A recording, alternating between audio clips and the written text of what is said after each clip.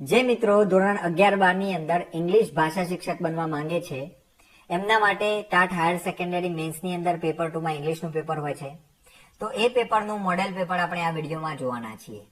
તો ચાલો શરૂઆત. જો મિત્રો અહીંયા તમે આ જોતા હશો એટલે તમને આઈડિયા આવી ગયો હશે કે આ જ પ્રકારનું પેપર આપણે સેકન્ડરી ની અંદર ફેસ કરેલું. Content and enrichment of the subject method English, seat number, total marks, time, આ બધું આપણને ખબર છે. એ જ ફોર્મેટના પેપર આપણે તમને અહીંયા આપવાના છીએ. આ પેપર સેકન્ડરીનું નથી, યાદ રાખો, આ હાયર સેકન્ડરીનું મોડેલ પેપર છે. બરાબર? તો જો હવે મેં તમને વાત કરેલી કે આપણે જે આગળ સેકન્ડરીનું મેન્સનું પેપર આપેલું એની અંદર મેથડ કેવી રીતે પૂછાયેલી, તો કે એની અંદર 33, 34 અને 55 આ રેશિયોની અંદર મેથડ પૂછાયેલી. આ રેશિયો એટલે શું, તો કે જે પહેલો ક્વેશ્ચન હતો, ક્વેશ્ચન નંબર 1, એની અંદર 3 માર્ક્સનું મેથડ પૂછાયેલું અને 3 માર્કનું કન્ટેન્ટ પૂછાયેલું. સેમ એ જ રીતે મિત્રો જે આપણો ક્વેશ્ચન નંબર 2 છે એની અંદર પણ 3 માર્કનું મેથડ હતું અને એની અંદર 4, આમ તો જોઈએ તો 3 માર્કનું એની અંદર પણ કન્ટેન્ટ હતું. બરાબર છે? બરાબર. ક્વેશ્ચન નંબર 2 ની અંદર. એના સિવાય ક્વેશ્ચન નંબર 3 ની અંદર 4 માર્ક્સ કન્ટેન્ટ અને 3 માર્ક મેથડના હતા અને ક્વેશ્ચન નંબર 4 ની અંદર 5 માર્ક્સ કન્ટેન્ટના અને 5 માર્ક્સ મીન્સ 5 ક્વેશ્ચન્સ. બરાબર? 5 ક્વેશ્ચન્સ કન્ટેન્ટના હતા અને 5 ક્વેશ્ચન મેથડમાંથી પૂછાયેલા હતા. તો સેમ એ પ્રકારે આપણે આ પેપર બનાવેલું છે. આપણે આ પેપરને સમજી લઈએ એટલે તમને આઈડિયા આવે કે આની અંદર આપણે કેવી રીતે મોડેલ પેપર તમને આપવાના છીએ. જો answer the following question in approximately 200 to 250 words, 200 થી 250 શબ્દોની અંદર આપણે અહીંયા જવાબો લખવાના હોય છે.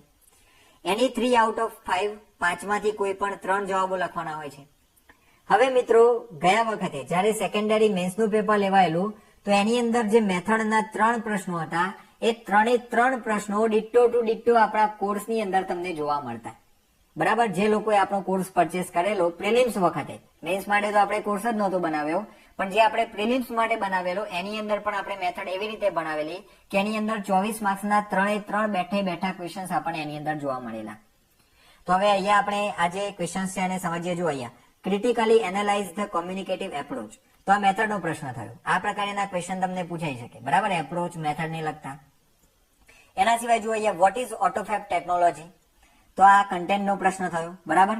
ઓટોફેબ ટેકનોલોજી આપણે જે પાઠ આવતો હોય છે આપણે એની અંદર. બરાબર? તો એ પાઠમાંથી આ જે ઓટોફેબનો પોઈન્ટ છે, જે ટોપિક છે આપણા માટે બહુ ઇમ્પોર્ટન્ટ છે, તેમાંથી ક્વેશ્ચન પૂછાઈ શકે. એનાથી આગળ મિત્રો વોટ ઇઝ સીએલટી, સીએલટી એટલે કોમ્યુનિકેટિવ લેંગ્વેજ ટીચિંગ, તો એના પ્રિન્સિપલ્સ, એના મેરિટ્સ અને એના ડીમેરિટ્સ એ આપણે અહીંયા લખવાના થાય. તો એ પણ આપણે કોર્સની અંદર તમને આપી દઈશું. બરાબર? ઓલરેડી લગભગ આપી દીધા જ છે. ના આપ્યા હોય તો હું જોઈ લઈશ એકવાર, આપણે તમને આપી દઈશું. એના સિવાય મિત્રો write down the status of English in the global and Indian context, ભારતીય સંદર્ભમાં અને વૈશ્વિક સંદર્ભમાં ઇંગ્લિશનું સ્ટેટસ શું છે, ઇંગ્લિશનું અત્યારે શું સ્થાન છે, એની વાત આપણે અહીંયા કરવાની આવે. તો આ બધા જ ક્વેશ્ચન તમે જોઈ શકતા હશો કે એક લેવલ વાળા ક્વેશ્ચન છે. એટલા બધા એવા પણ નથી કે સાવ પૂછાય નહીં અને એટલા બધા અઘરા પણ નથી કે જે પરીક્ષામાં ના પૂછાય. ઘણી વાર શું હોય છે કે મોડેલ પેપર બનાવવા બેસે એટલે પછી એવા અઘરા ક્વેશ્ચન્સ લાવી દે કે એ ક્વેશ્ચન્સ કદાચ આપણે કોઈ દિવસે જોવાના જ ના હોઈએ. પણ અહીંયા મેં તમને જે ક્વેશ્ચન્સ આપેલા છે રિયાલિસ્ટિક ક્વેશ્ચન્સ હશે, એની અંદરથી પરીક્ષામાં પૂછાય એ પ્રકારના મીડિયમ લેવલના ક્વેશ્ચન્સ તમને અહીંયા મળશે. એનાથી આગળ મિત્રો જો અહીંયા describe the techniques to reduce stress. બરાબર? આપણે સ્ટ્રેસ મેનેજમેન્ટ વાળો એક લેસન જોયેલો, તો એની અંદર સ્ટ્રેસ રિડ્યુસ કરવા માટેના જે અલગ અલગ ટેકનિક્સ હતી એની અંદર, તો એ ટેકનિક હતી, એ ટેકનિકને આપણે અહીંયા વર્ણવવાની થાય. તો આ પ્રકારે મિત્રો તમને ક્વેશ્ચન 1 ની અંદર 5 પ્રશ્નો આપેલા હશે, એ 5માંથી તમારે કોઈ પણ 3 પ્રશ્નો લખવાના હશે. તો આની અંદર 3 પ્રશ્નો મેથડના હશે અને બીજા જે 2 ક્વેશ્ચન છે એ તમને અહીંયા આપણા જે સેકન્ડરીનું પેપર છે એના આધારે કહું છું. તો આની અંદર 3 ક્વેશ્ચન આપણે મેથડના લીધા. કયા કયા? તો કે એક આ ક્રિટિકલી એનાલાઇઝ ધ કોમ્યુનિકેટિવ એપ્રોચ વાળું, બીજું એક આ સીએલટી વાળો અને ત્રીજો પ્રશ્ન છે આપણો write down the status of English in the global and Indian context. તો આ પ્રકારે મિત્રો 3 ક્વેશ્ચન આપણને મેથડના આપ્યા છે અને 2 પ્રશ્નો આપણને કન્ટેન્ટમાંથી પૂછેલા છે. બની શકે કે આ રેશિયો થોડો કાળો અવળો થઈ જાય, પણ એની અંદર આપણે મેથડ એ લેવલથી ભણીશું કે એ કદાચ વધી જાય તો પણ આપણને આવડે અને કન્ટેન્ટનું તો ઓલરેડી મેં તમને એકદમ સારું મટીરિયલ આપેલું જ છે એટલે એની અંદર તો તમને તકલીફ પડશે નહીં. એનાથી આગળ વધીએ મિત્રો. ક્વેશ્ચન નંબર 2 ની અંદર જો શું છે તો કે અહીંયા 6 પ્રશ્નો આપ્યા છે, એમાંથી આપણે 4નો જવાબ આપવાનો થશે. 150 થી 200 શબ્દોની અંદર આપણે અહીંયા જવાબો લખવાના છે. આની અંદર પણ સેમ મિત્રો 3 પ્રશ્નો મેથડના આપણને જોવા મળેલા સેકન્ડરી એક્ઝામની અંદર. તો કે differentiate the extensive, intensive and critical listening. તો આ 3 એ 3 આપણે જોઈ ગયા છીએ, બરાબર. એક્સટેન્સિવ, ઇન્ટેન્સિવ અને ક્રિટિકલ લિસનિંગ શું હોય એ આપણે અહીંયા જો લખવાનું છે. તો અહીંયા મિત્રો આ જે 3 છે એ 3 ને તમે ભેગા કરીને લખો તો તમારો જવાબ 150 થી 200 શબ્દોની અંદર જ થાય. એ લેવલના આ ટોપિક છે, બરાબર. એવું નથી કે એકદમ 2-3 લાઈન જ લખાય એવો ટોપિક આપીને અહીંયા મેં ક્વેશ્ચન બનાવી દીધો છે, એવું નથી. એક્સટેન્સિવ, ઇન્ટેન્સિવ અને ક્રિટિકલ લિસનિંગ આ ત્રણેય માટે તમે લખો તો તમારો જવાબ આરામથી 150 થી 200 શબ્દોનો થાય છે. તો આપણે અહીંયા મેથડનો પ્રશ્ન લીધો. એના પછી ડિસ્ક્રાઇબ સૂર્ય નમસ્કાર અ ફોર્મ ઓફ યોગ, બરાબર. સૂર્ય નમસ્કાર વિશે આપણે કન્ટેન્ટની અંદર ભણવાનું આવે છે. તો આ જે બાબત છે એ આપણે કન્ટેન્ટમાંથી લીધેલી છે. આ પ્રકારે ક્વેશ્ચન તમને પૂછાઈ શકે. એનાથી આગળ what are the advantages and disadvantages of multimedia in education. મલ્ટીમીડિયાનો એજ્યુકેશનની અંદર શું એડવાન્ટેજ હોઈ શકે, શું ડિસએડવાન્ટેજ હોઈ શકે. તો એની અંદર આપણે 150 થી 200 શબ્દોમાં લખી શકીએ કે ખરેખર જે મલ્ટીમીડિયાના અલગ અલગ જે ગેજેટ્સ છે, બરાબર, જે સાધનો છે એનો આપણે એજ્યુકેશનની અંદર કેવી રીતે પ્રયોગ કરવો જોઈએ. જો પ્રયોગ કરીએ છીએ તો એનો શું ફાયદો થાય છે, અને જો વધારે પડતો એનો ઉપયોગ થઈ જાય, એનો કેવી રીતે ઉપયોગ કરવો એનું ગાઈડન્સ ના હોય તો એનાથી કયા કયા ગેરફાયદાઓ ઊભા થાય છે એ આપણે આની અંદર વર્ણન કરી શકીએ. તો આ ક્વેશ્ચન થયો આપણો મેથડનો. એનાથી આગળ મિત્રો give a character sketch of Valentine with the reference of the blue cross, બરાબર. બ્લુ ક્રોસ આપણે જે લેસન ભણી ગયા હતા એની અંદર વેલેન્ટિન એક ડિટેક્ટિવ છે. તો એ વેલેન્ટિનનો કેરેક્ટર સ્કેચ આપણે અહીંયા આપવાનું છે. તો આ પ્રકારનો ક્વેશ્ચન તમને કન્ટેન્ટમાંથી પૂછાઈ શકે. Vote are the general objectives of teaching English explain, બરાબર. જે ઇંગ્લિશ ભણાવવા માટેના જે ઓબ્જેક્ટિવ્સ છે, બરાબર, જે હેતુઓ છે એ હેતુઓ આપણને આવી રીતે પૂછી શકે. તો આ મેથડનો પ્રશ્ન થયો ફરી પાછો. એનાથી આગળ મિત્રો describe the 4 levels of healing in Ayurveda. Ayurveda વાળો આપણે જે પાઠ ભણેલો એની અંદર હિલિંગના 4 લેવલ આપેલા હતા. તો એ 4 લેવલનું તમે જો વર્ણન કરો, એક લેવલની અંદર તમે મિનિમમ ગણો ને 5 થી 6 લાઈન તમે લખો છો તો પણ તમારો આરામથી એ જે જવાબ છે 150 થી 200 શબ્દોનો થાય છે. તો કહેવાનો અર્થ એ છે કે આ પ્રકારના જે રિયાલિસ્ટિક ક્વેશ્ચન છે આપણે તમને આ પેપર સેટની અંદર આપવાના છીએ. કારણ કે એવું નથી કે પછી એકદમ હાઇપોથેટિકલ તમે જુઓ અને તમને એવું લાગે કે હો આ તો આવડે એવું નથી, હવે તૈયારી મૂકી દઈએ. એ લેવલના ક્વેશ્ચન પરીક્ષામાં ક્યારેય પૂછાતા જ નથી. એટલા માટે આપણે જે પૂછાઈ શકે એવા અને જે મીડિયમ લેવલના ક્વેશ્ચન છે એનાથી આપણે તમને આ પ્રકારના પેપર બનાવીને આપીશું, બરાબર. તો અહીંયા 6 નંબરનો ક્વેશ્ચન આપણને પૂછેલો છે એ કન્ટેન્ટનો ક્વેશ્ચન છે. તો 3 પ્રશ્નો મિત્રો કન્ટેન્ટના અને 3 પ્રશ્નો આપણને મેથડના અહીંયા જોવા મળે છે. આ પણ મિત્રો 24 માર્કનો પોર્શન છે અને એની અંદરથી આપણે 4 જવાબો લખવાના થાય છે. આગળ વધીએ મિત્રો. ક્વેશ્ચન નંબર 3 ની અંદર કેવી રીતની પેટર્ન છે, તો કે એની અંદર કોઈ પણ 5 જવાબો લખવાના હોય છે, કોઈ પણ 5 પ્રશ્નો એટેન્ડ કરવાના હોય છે, બરાબર, એટેમ્પ્ટ કરવાના હોય છે 7 માંથી. તો એની અંદર 100 માંથી 100 કે 150 શબ્દોની અંદર આપણે જવાબો લખવાના હોય છે અને 20 માર્ક્સનો એ વિભાગ હોય છે. હવે મિત્રો અહીંયા તમે જુઓ, આપણને અહીંયા પણ કેવું છે, અહીંયા જે ક્વેશ્ચન્સ આપેલા છે એમાં 34 નો રેશિયો હોય છે, બરાબર. 34 એટલે એમાં 3 પ્રશ્નો આપણને મેથડના જોવા મળશે અને બાકીના જે 4 પ્રશ્નો હશે એ આપણા કન્ટેન્ટના હશે. તો જો અહીંયા vote is the importance of natural approach. તો નેચરલ એપ્રોચ એ પ્રકારેનો ટોપિક છે કે એના માટે તમે જો લખવા બેસો તો તમે 100 થી 150 શબ્દોની અંદર એનું વર્ણન કરી શકો. તો નેચરલ એપ્રોચ વિશે આપણને પૂછાઈ શકે છે. તો આ મેથડનો સવાલ થયો. Write a short note on the supernatural element in the story of monkeys પો. સુપરનેચરલ એટલે શું મિત્રો, તો કે એક કહેવાય ને કે એક અતિન્દ્રિય શક્તિ, બરાબર.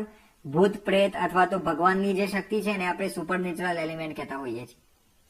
તો મંકીઝ પો જે સ્ટોરી છે એની અંદર તમે જોયું હશે કે મંકીઝ પો એક જાદુઈ હોય છે.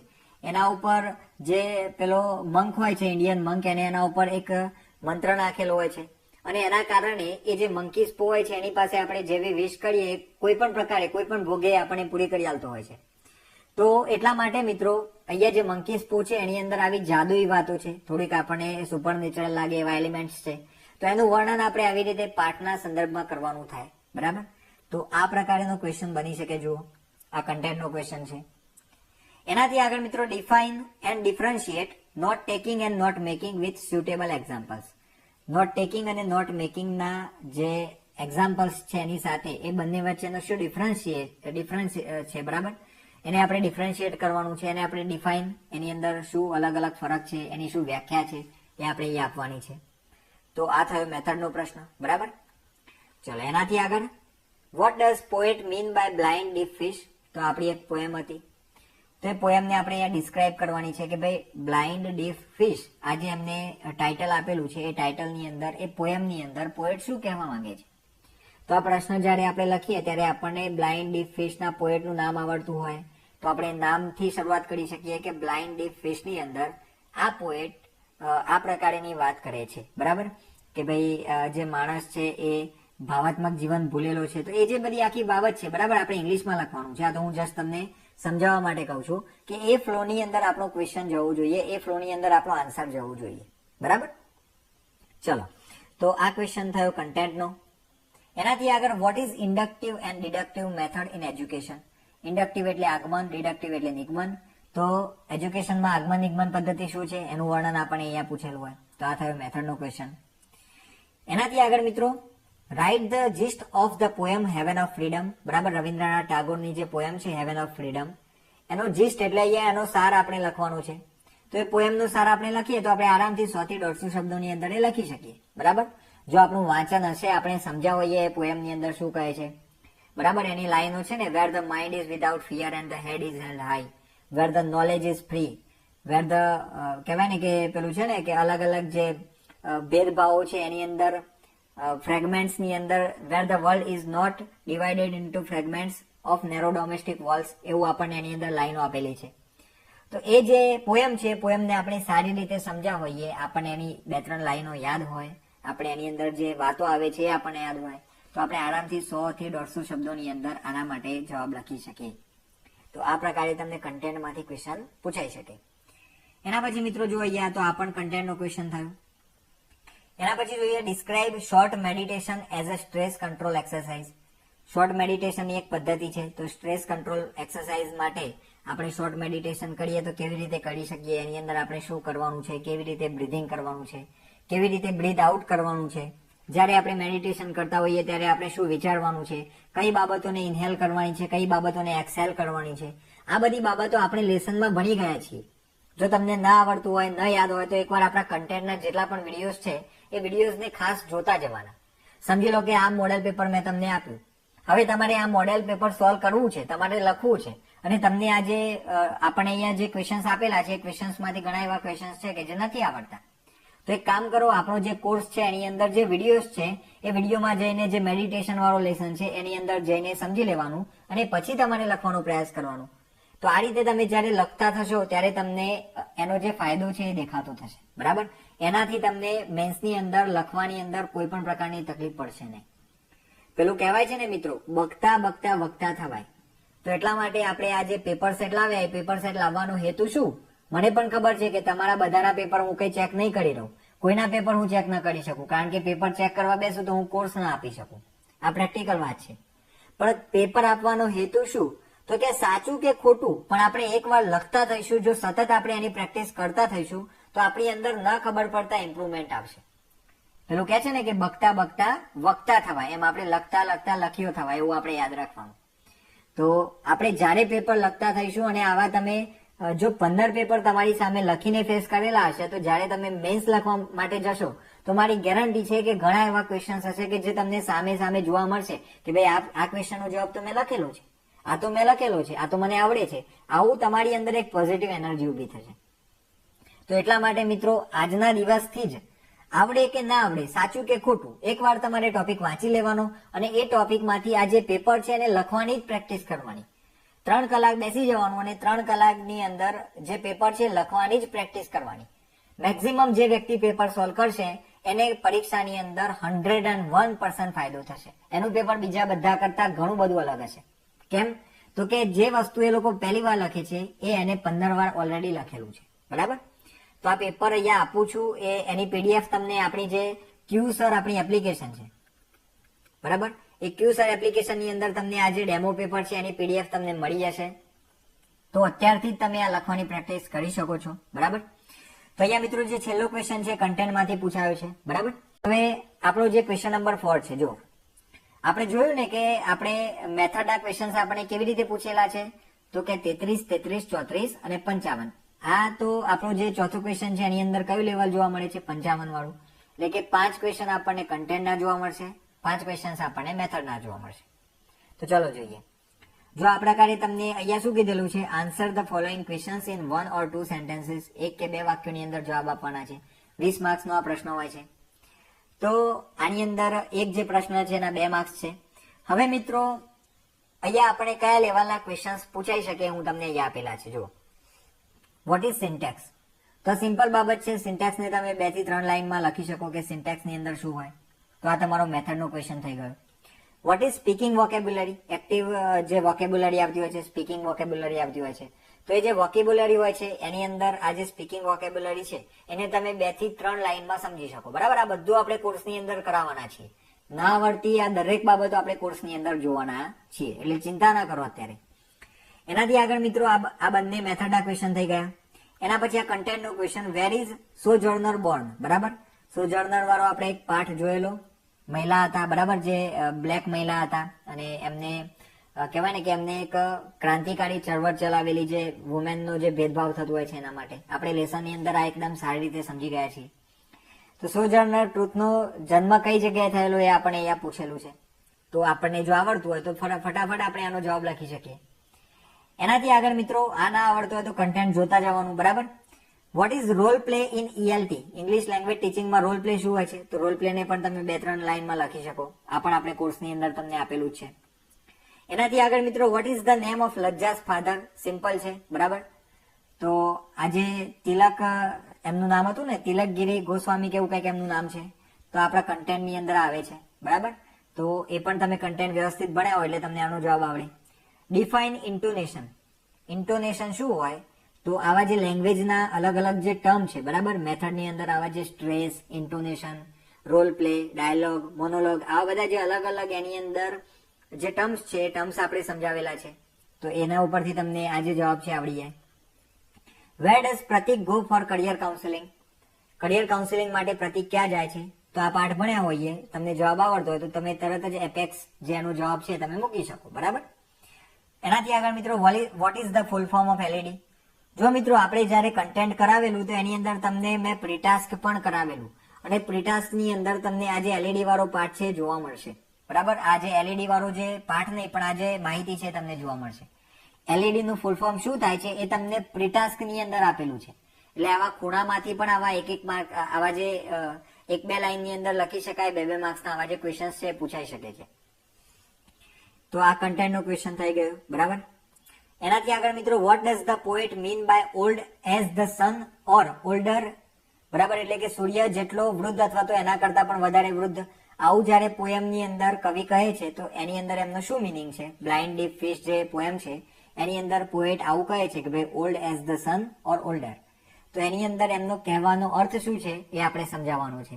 તો આપણે પોએમ સમજાવવા હોઈએ, કન્ટેન્ટના વિડીયો એકદમ ધ્યાનથી જોયા હોય તો તમને ખબર હોય કે એક માણસ છે, જે માણસ નદી કિનારે બેસેલો છે એક પથ્થર ઉપર અને એ સૂર્ય કરતા પણ વધારે વૃદ્ધ છે. તો એ જે old as the sun or older એની અંદર એ ભગવાનની વાત કરે છે અને એ ભગવાન સૂર્ય કરતા પણ વૃદ્ધ છે અથવા તો એનાથી પણ પહેલાના છે એવું આપણે એની અંદર જે પોએટ છે એમને કહેલું છે.